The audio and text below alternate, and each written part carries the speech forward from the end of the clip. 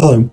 So in this video, we're going to talk about Jacques De Decker's play Le Magnolia ou le vaudeville et les vœux de chambre, which in English, the English translation is just called The Magnolia.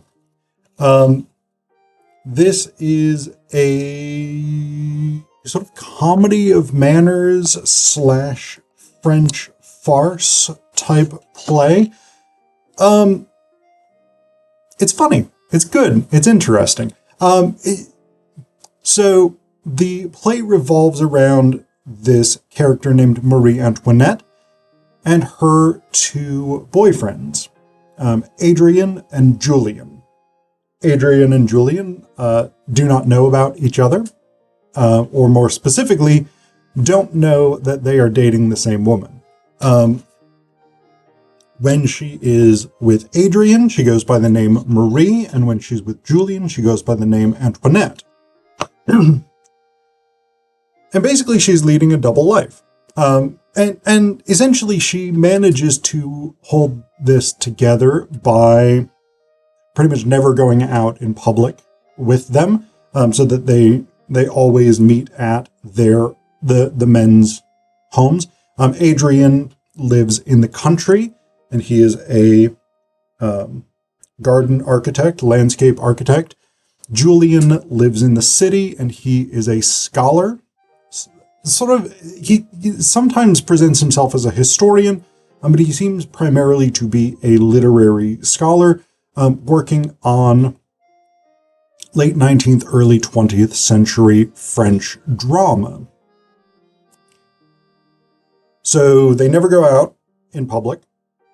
As a couple, as couples, I suppose, technically. She does not have a cell phone, so they have to contact her at work, and basically she shows up at their place, each of their places, whenever she wants to. So she is largely in control of the tempo of the relationship, and she does not really let them into her life outside their interactions in their places.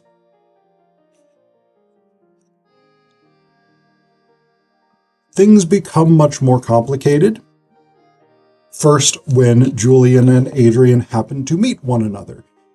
They go to the same pool to play water polo, and so they meet there, and they actually start having a conversation, and each one sort of... So Julian wants a garden, and he basically hires Adrian to build him a very small urban hanging garden. So they have that. But also they're each talking about this woman that they're dating, Marie and Antoinette, not realizing that this is the same woman that each of them is dating without knowing about the other. They become very good friends, Julian and Adrian, and they try to get their, what they think is respective girlfriends, to agree to meet both the other man and his girlfriend. Again, you can see where the sort of French farce element comes into this. Marie-Antoinette manages to sort of put them off in various ways, but things get more and more difficult as the two men grow closer and become more interested in having their girlfriends meet the other couple. Finally, Marie-Antoinette is more or less saved from this in almost a sort of deus ex machina kind of way when the opportunity through her job comes up to transfer to Mexico. So she essentially breaks up with both of them after finding out that in the course of... So the other woman in the play is Josephine Charlotte. She and her partner are basically they develop this plan. It seems to be largely driven by Josephine Charlotte, that each of them is going to get pregnant at the same time, and they're going to have twins. They're each going to have twins, and they will know who the fathers are. So basically the idea is that even though they are a lesbian couple, they are going to go out and find two men to have sex with them, impregnate them, and they will have twins at the same time. This is somewhat of an odd plan because Josephine Charlotte is a pharmacist, and so she would likely know that conception is not guaranteed. Simultaneous conception is definitely not guaranteed. And having twins is definitely not guaranteed. So it is a sort of ambitious plan. But as it turns out, in one of the other sort of French farce twists of this, when Josephine Charlotte and her partner go out looking for men, that happens to be the night, and they happen to go to the restaurant that Adrian and Julian have gone to with the intention that Marie and Antoinette will show up.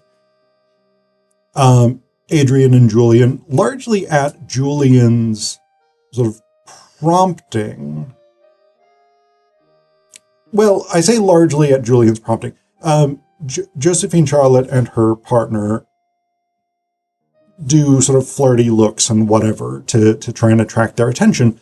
And then Julian basically is like, let's go seduce these two women since our dates are not showing up. Adrian is less keen on this idea, but he does go along with it. And so Julian and Adrian end up sleeping with Josephine Charlotte and her partner. Josephine Charlotte more or less spills the beans to Marie-Antoinette, who seems to not be thrilled that her boyfriends have cheated on her, which of course is somewhat hypocritical, considering that she is cheating on each of them with the other and intends to continue doing that as long as possible. But it, of course, becomes impossible when they meet one another and try to sort of force their respective girlfriends to meet. So she takes the job in Mexico. And as it turns out, Adrian is like, well, I'm going to go to Mexico with you. Even though you've broken up with me, I can't be without you. I'm going. So, happy ending, I guess.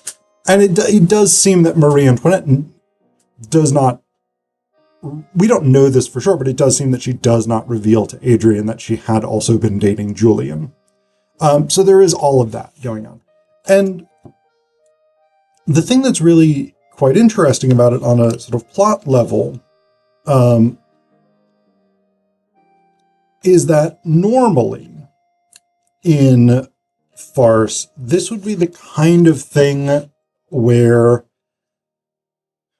or traditionally in French farce, this would be the kind of thing where you would have a man with two women that he is simultaneously dating or courting or whatever it is, depending on when exactly the farce came out. So swapping the standard gender roles and having Marie-Antoinette and Josephine Charlotte sort of repeatedly talking about how easy it is to manipulate men and to con men, to get men to do what you want, basically just with the promise of sex, is an inversion of the more traditional approach of French farce, in which, again, you have men behaving badly and women much more likely to be the victims of that bad behavior.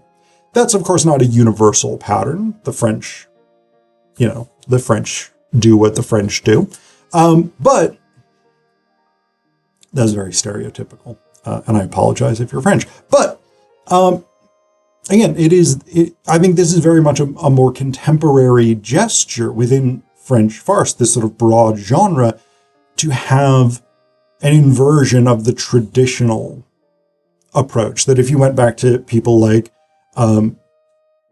Racine, Molière, Corneille, people like this. Actually, I don't know if Racine really wrote farce. Corneille and Molière did, definitely. But again, traditionally, there's a very sort of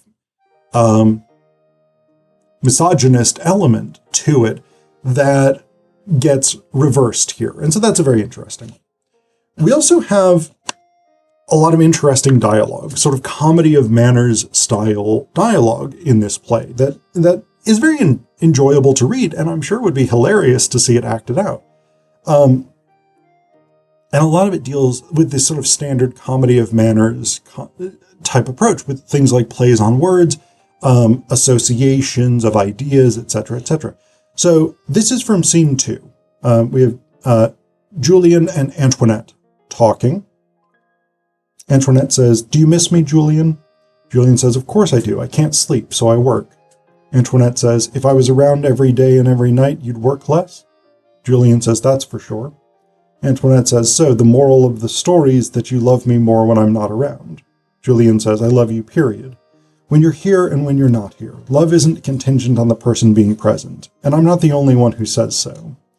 Antoinette says, "But it's a pretty strange idea regardless."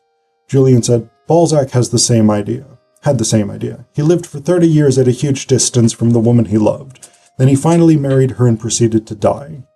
Antoinette says, "What? He died because he married her?" Julian says, "I never said that."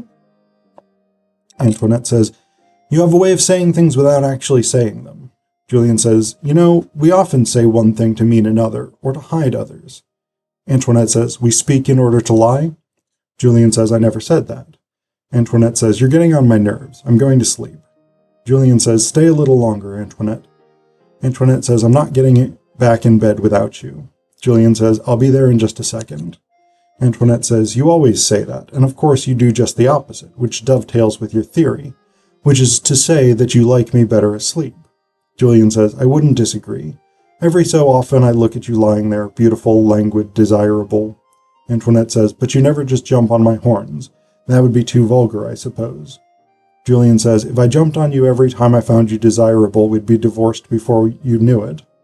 Antoinette says, "We aren't even married." Julian says, "I mean that if we were married, we'd get divorced."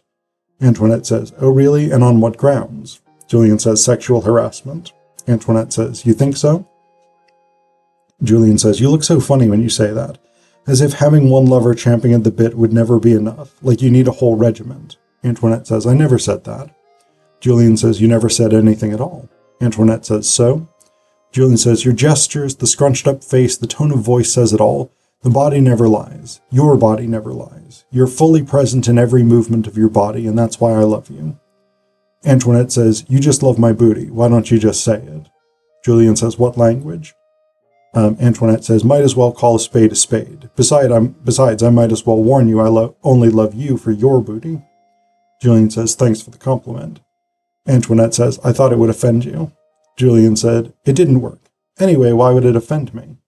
Antoinette says, "Because you have such a great mind. You're a scholar, a brain." Julian says, "A brain that's interested exclusively in books about booties. Let's be precise." Antoinette says, "So all these books you study are just porn?" Julian says, "No, French farce. And what is it all about, really, French farce?" Antoinette says, "Infidelity, sleeping around in all its forms. I have the letters to prove it."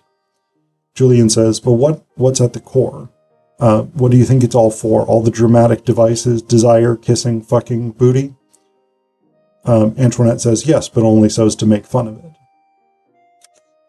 So again, you get this sort of play on words and these sort of purposeful misunderstandings that give rise to these comic revelations, right? So Adrian's accusation that Antoinette would need a regiment of lovers isn't, of course, not the reality, but she has 2.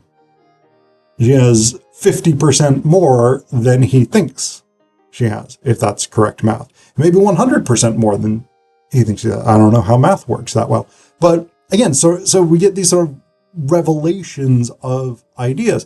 And of course, the question of what is the nature of French farce and what is it driven by very much inflects the Magnolia, because it is in that genre. And so this sort of question of like, what is the core of this genre and why is definitely central to the play.